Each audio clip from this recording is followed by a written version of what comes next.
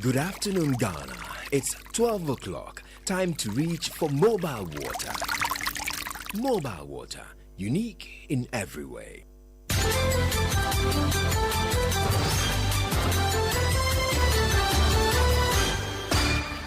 Hello, good afternoon. Welcome to the Midday News. The news is live on Joy 99.7 FM, hits 103.9 FM in Accra, and Love 99.5 in Kumasi, streaming worldwide at myjoyonline.com, X Spaces and YouTube. We're also live in all 16 regions of Ghana via partner stations, including Radio Max in Takrady, ATL FM Cape Coast, Volta Premier Ho, Radio Justice Tamale, Jakpa FM Wipe, KTU Radio, Koforidia, Sky in Sunyani, Dreams in Bolgatanga, and Radio Max Takrady. This afternoon, the government failed to adequately prepare for the rainy season. We found out that the account fund, the only emergency fund that this republic has been garnished by a high court order. How? Simple put, you can't access that money. I don't know how it happened. We asked the big question, plus hear from experts on what went wrong with our preparation against the floods. Also on the media budget this afternoon, education economist demands accountability for infrastructure development at the basic level as he expresses doubt the double track system can end in 2027 as indicated by the finance minister. Transforming secondary education and eliminating the double track. It's not realistic. We should be estimating that double track would be ending somewhere around 2030 and not 2027. Also, get ready. Your next bottle of beer, wine, or spirits could cost more under new excise tax changes announced in yesterday's budget review. Health advocates say the higher prices will curb harmful alcohol consumption and reduce pressure on health facilities treating non-communicable diseases. Government will introduce a hybrid excise system combining value-based and quantity-based taxation for wines and spirits. And in other news, management of Oxford No. 1 Hotel dismisses claims that a receiver appointed by Kola Holdings Limited has taken over the property, insisting the hotel remains under its control. With details, plus bring you the situation at the facility this afternoon. These and more with me, Maame, Nyamekye, Thompson. This is Joy News, independent, fearless, and credible.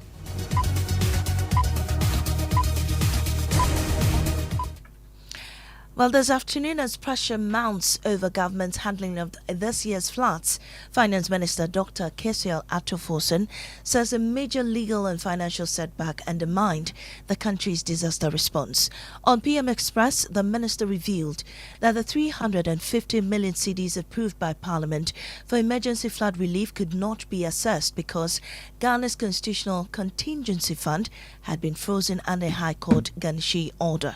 The comments come even as communities continue to count the cost of devastating floods. As Minister of Finance, you should be able to have emergency money as and when, because you can't prepare a budget for the year without anticipating that something unforeseen, for example, may have happened or will happen. And so the contingency vote has 361 million in that account. That is for the control of the Minister of Finance, and you inform Parliament how you use it. Now, when the unfortunate incident happened, His Excellency the President directed that I should go to Parliament and ask Parliament to release 350 million Ghana cedis for disaster mitigation and flood mitigation. Really. Now, I went to Parliament, and Parliament, the Finance Committee of Parliament did approve it, gave me a letter that I can access that money to be paid into the Disaster Management Committee's account to fix the situation that we found ourselves, the flooding.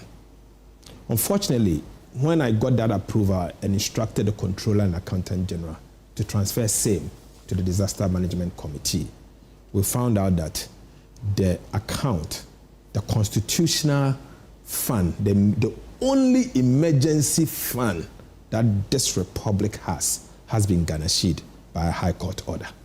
Simple put, you can't access that money. I don't know how did this happen and why? I don't know how it happened, but I protested. And Well, the minister has also accused the previous administration of diverting resources under the Greater Accra Resilient and Integrated Development GARID project away from flood mitigation, claiming funds intended to tackle the flooding were instead spent on luxury workshops. Why should I be borrowing and be spending on conferences on Is that what the GARID money? That is what was. That was mitigation. That's it. That is how it was used for. And I think I don't have my bank here. I would have shown you some of the things they used the money for.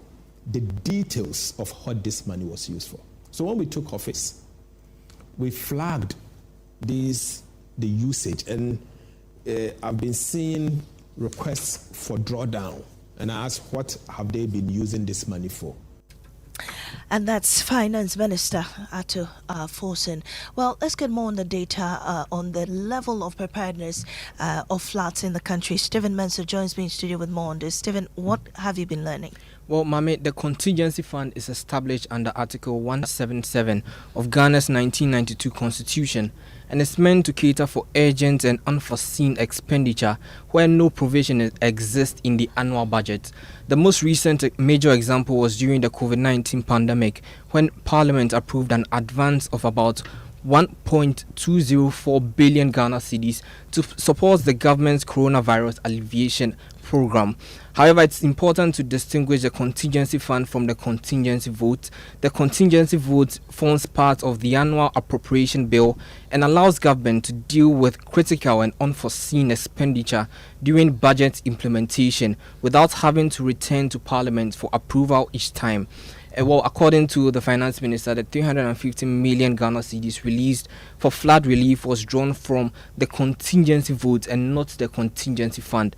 Governments therefore tend to the contingency vote to provide the funds needed for relief and flood mitigation. All right. Thank you very much for that information. Well, the minority is disputing the Finance Minister's account.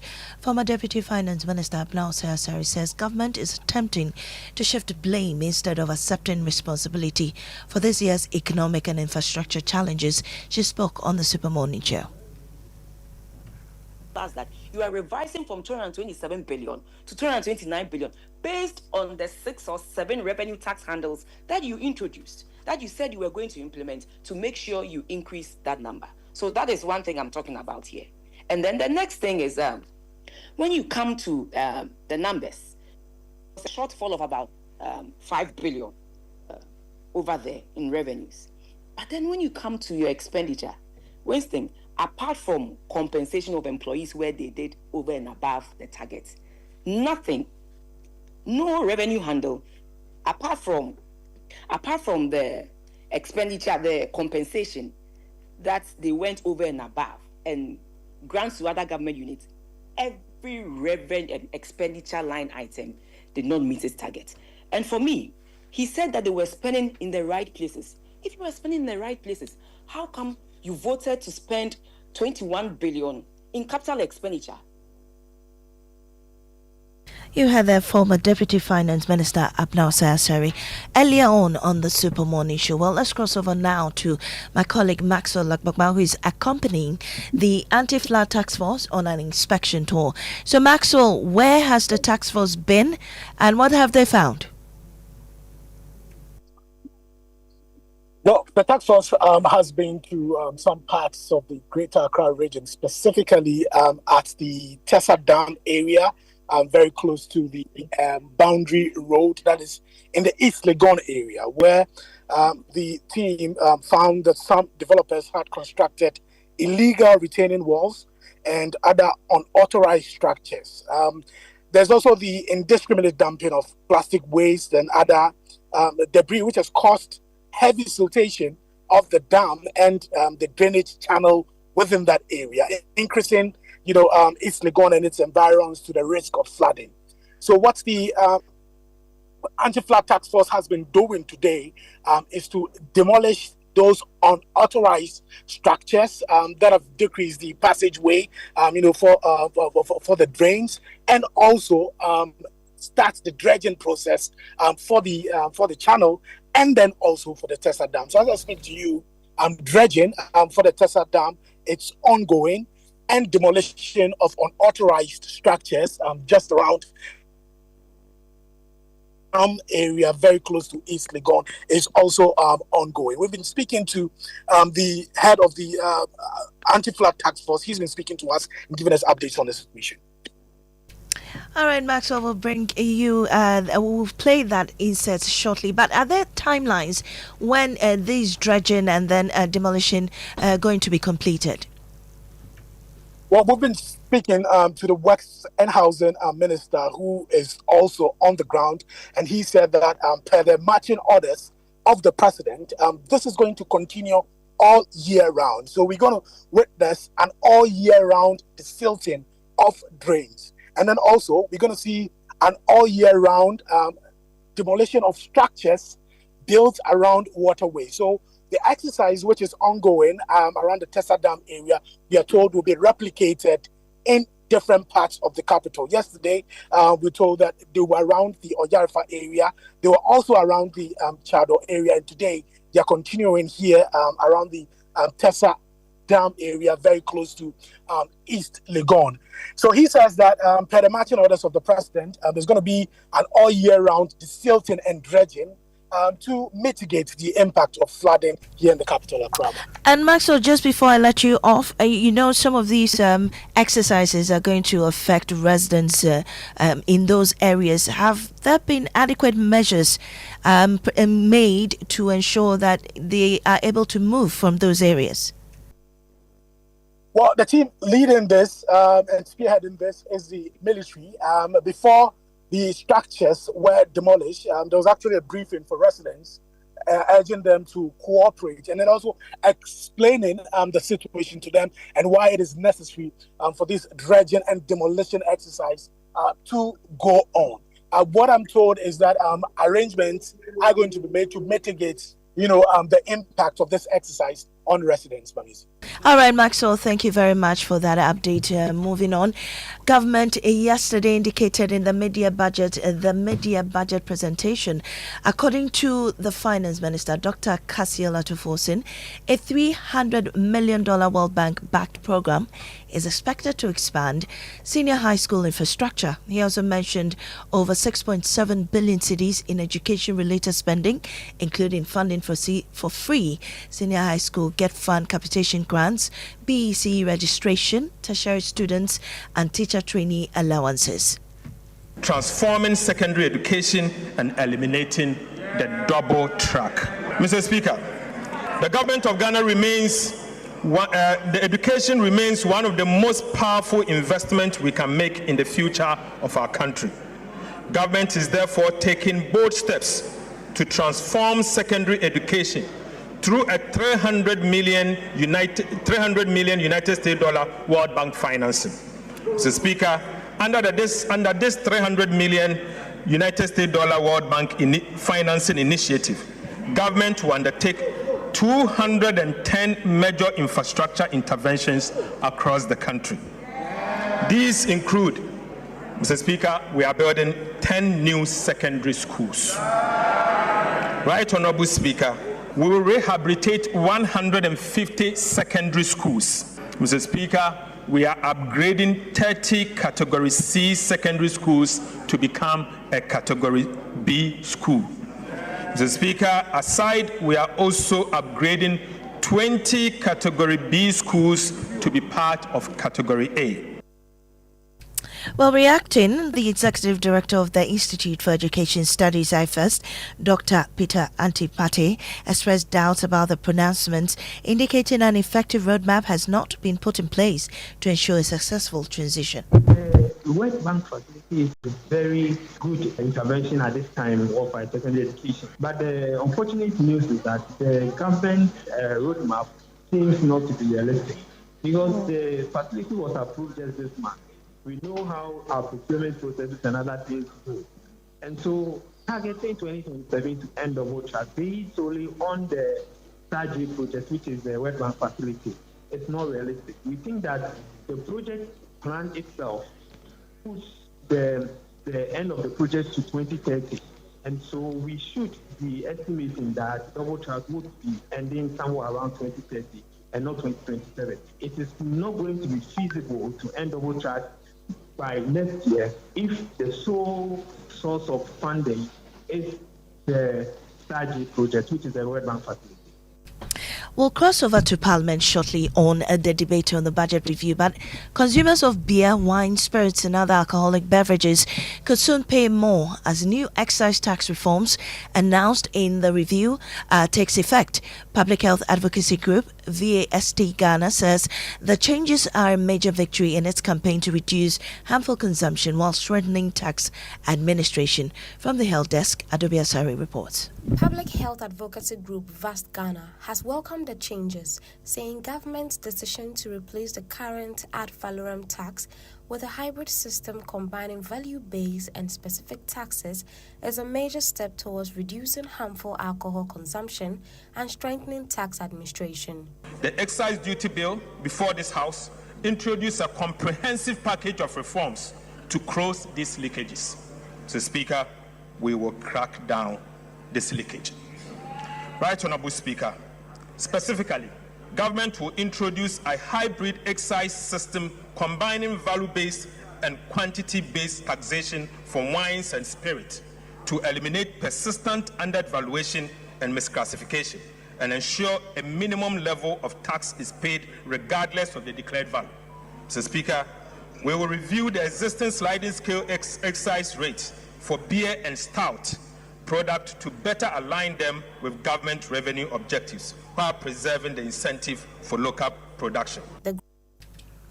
Well, in studio with me is Anthony Menu, data analyst, to tell us more about this. Anthony, what is the finance minister trying to address with this proposed tax reform? Basically, the finance minister is saying that we are losing a lot of revenue because most imported wines and spirits are not paying excise duties. According to him, between 2023 and 2025, the country imported over 5 billion worth of these products, but about 78% of them escaped these taxes. So he's introducing these measures to actually curb that. So this proposal, how is it going to change anything? So government is actually introducing a hybrid excise tax system for wines and spirits. Right. So instead of taxing imports only based on their value, of course, according to some of the importers bring in the wine and then decrease its value in order to pay a lower tax. Now the importers will also pay a fixed tax-based quantity, right, such as per liter. So the idea is to prevent importers from understating the value of the product to reduce the tax bills that they are already paying. This means that even if an importer declares a low cost, they will still pay the quantity-based tax in addition. Thank you so much, Anthony Menu. Let's go over now to Parliament, where my colleague Kweku Asante is standing by. Kweku, we understand that debate has already started on the review. Tell us more about it. Yes, the debate will start today. It's expected to start today. Proceedings was to begin at 12 noon. It's 12:18. The Speaker hasn't gaveled the House in session yet. But when MPs take their seats and the Speaker proceeds with business today, the first order of business will be to go into the debate on the media. We'll hear from the NPP and the NDC on what they make of the statement from the Finance Minister. Yesterday, both parties gave an indication of what they think about it, from the floor to the press conferences outside of the chamber. All of that is to give a certain indication of what the expectations of both sides were prior to the Finance Minister delivering, and then ultimately, after doing so, what they made of it. Tomorrow, Saturday, Parliament will still sit and continue the debate on this before they wrap it up next Monday. So any moment from now, when proceedings begin, they will get into the debates on the mid-year budget review. Right, thank you very much, Kweku Asante from Parliament. Now, the Minister has also clarified the disagreement between the Ministry of Finance and the Ministry of Food and Agriculture over funds released for agriculture interventions, insisting that the confusion was due to a misunderstanding between releases and actual cash payments. The issue followed disclosure by the Deputy Finance Minister on how much had been released to the Agri Ministry for goods and services and capital expenditure.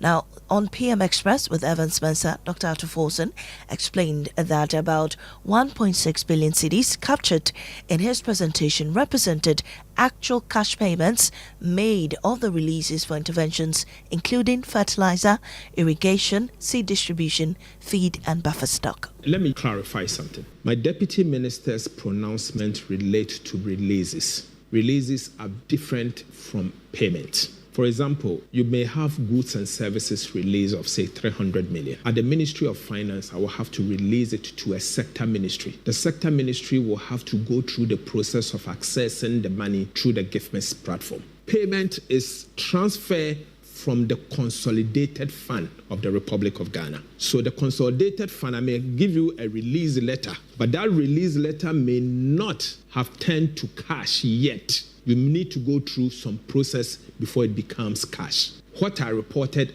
relates to cash and not releases. Does that mean then that the finance ministry was right when they said that as of 29th May 2026, they had only received 244 million, which is just 12% of what they were entitled, which I believe was 1.9 billion? Okay, so let me put it this way.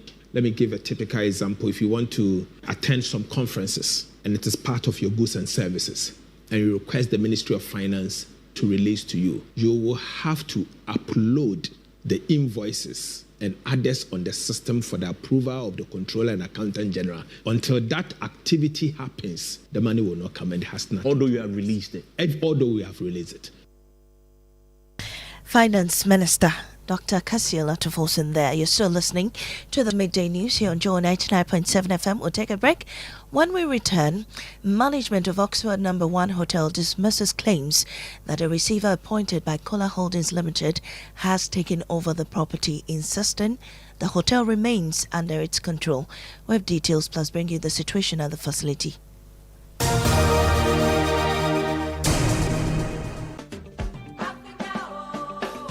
Something exciting is stirring at the Joy News Habitat Fair. When I wake up in the morning, I brush my teeth with Cassiel Charcoal toothpaste. This gives me confidence all day. Anytime you meet Amma, don't be surprised I smile showing my beautiful white teeth because I don't have cavity thanks to Cassiel Charcoal toothpaste for its natural charcoal properties. In fact, we are like twins. I can't go without my Cassiel Charcoal toothpaste. That be why I dey use Cassiel Charcoal toothpaste morning and night when I dey go bed safe. It dey make my teeth white where it dey comot every scent from my mouth inside. My confidence level they go up, so I dey show my 32 teeth all. Introducing the Cassiel Charcoal toothpaste, formulated with activated bamboo charcoal powder, ensures whiter teeth and removes bad breath. The strong natural property of the activated bamboo charcoal removes bacteria, absorbs surface stains on our teeth caused by coffee, wines, and tobacco. Welcome, Cassiel Charcoal toothpaste. Cassiel Charcoal toothpaste, Sankofa Yenchi. Cassiel, happy smile. This advert is FDA approved.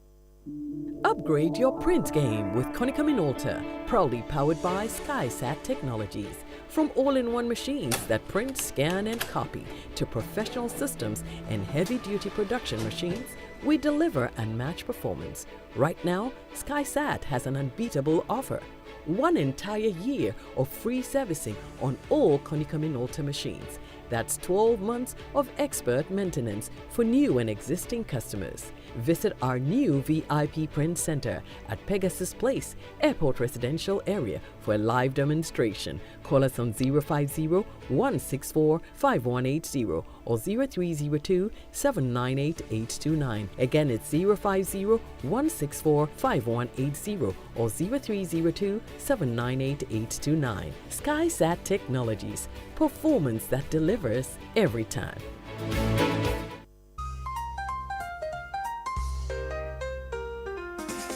Welcome to White Restaurant and Garden right here in Accra. We are redefining fusion. Imagine the elegance of classic French-Italian mastery, beautifully balanced with the vibrant warmth of African herbs and spices.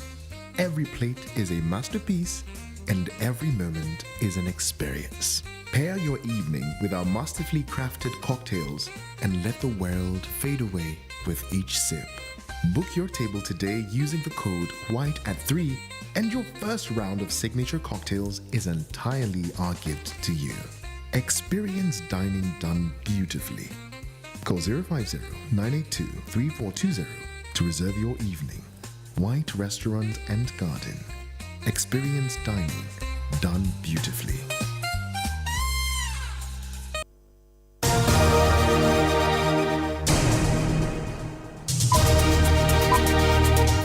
Welcome back to the Midday News. The management of Oxford No.1 Hotel has dismissed reports that the facility had been taken over by a receiver appointed by Kohler Holdings Limited, insisting that the hotel remains in the possession and control of Kensington Residential Partners 1 Limited. In a statement issued on Thursday, management said the hotel continues to operate under the authority of its directors and management. Despite that assertion, there's currently police presence at the premises with an inscription written on the wall reading, quote, "Possession taken by court order," end quote. Before we bring you details of that statement, Fatal Bayaga visited the facility and has filed this report. This huge and beautiful building around the Osu runabout, known as the No.1 Oxford Street Hotel and owned by businessman and politician Nana Kwame Bediakon, popularly known as Cheddar, is currently at the center of a legal battle after the Commercial Division of the Accra High Court recognized and enforced a ruling by an English court ordering its owners to hand it over to a receiver appointed by Kohler Holdings Limited, a UK-based firm. This follows a loan allegedly taken from the company by a firm associated with Cheddar to finance the construction of the building. In court, the receiver, Ni Amano Dodu, prayed to the court that he needed police assistance order in order to take over the building. The trial judge, Justice Faraday Junction, granted the plea and asked the police to assist the receiver in taking over the building. As I speak with you, there are some police officers stationed outside or at the premises of the building, ensuring that it is secured by this particular court order. And it's boldly written on the building that possession taken by a court order on the 23rd of July 2026. Reporting for Joy News from the Oxford Street here in Accra, I'm Fatal Bayaga. Well, Fatal joins me in studio with more on the statement released by the management of the hotel yesterday. Fatal, tell us more. The statement said the dispute escalated after Kohler Holdings Limited secured a High Court order on July 21, 2026, appointing a receiver to take possession of the hotel. However, management maintained that although the order authorizes the Ghana Police Service to assist with enforcement, it does not take effect until 7 days after it was granted. The management said it has instructed its lawyers to appeal the decision and seek an injunction restraining Kohler Holdings Limited and the appointed receiver from taking possession of the hotel pending the determination of the appeal. It added that 2 earlier applications filed by Kohler Holdings Limited had been dismissed by the High Court and remain under appeal. Thank you, Fatal Bayaga. Now, the new Patriotic Party in the Ashanti region has announced plans to mobilize supporters for a mass visit to Bernard Enchiboisiako, popularly known as Chairman Wuntumi, at the Nsawam prison. The supporters say the visit is intended to demonstrate their solidarity with the party's regional chairman. Nanaya Jima has more. The party organized a press conference after closed-door meeting with flag bearer Dr. Mahamoud Baumia. Bernard Enchiboisiako, the Ashanti Regional Chairman of the NPP, has been sentenced to 20 years imprisonment with hard labor by the Accra High Court after being found guilty of illegally permitting unlicensed mining operations on his company's concession at Samra Boy in the Western region.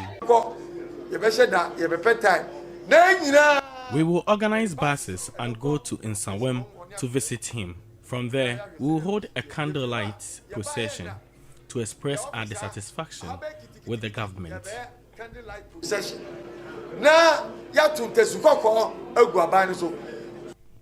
According to the party, Mr. Enchiboisiako is being treated unfairly by the government and the judicial system. The acting chairman indicated that if the government is dedicated to fight against illegal mining, there is a need to prosecute all persons involved in such activities. If the fight against illegal mining is genuine and non-partisan, then all persons and companies found culpable, irrespective of their political affiliations, should be investigated and prosecuted in accordance with the law. Justice must be fair, balanced, and applied equally to all citizens. The NPP has further directed supporters to remain calm and stay united against any attempt to break the party's front. For Joy News, Nana Jima Kumasi. And back in the studio, time for Light Story. Adobia Sarah is here. Adobia, what's in our Light Story today? Well, a video from a police promotion ceremony in Nigeria has gone viral after a newly promoted senior police officer was decorated by his 2 wives.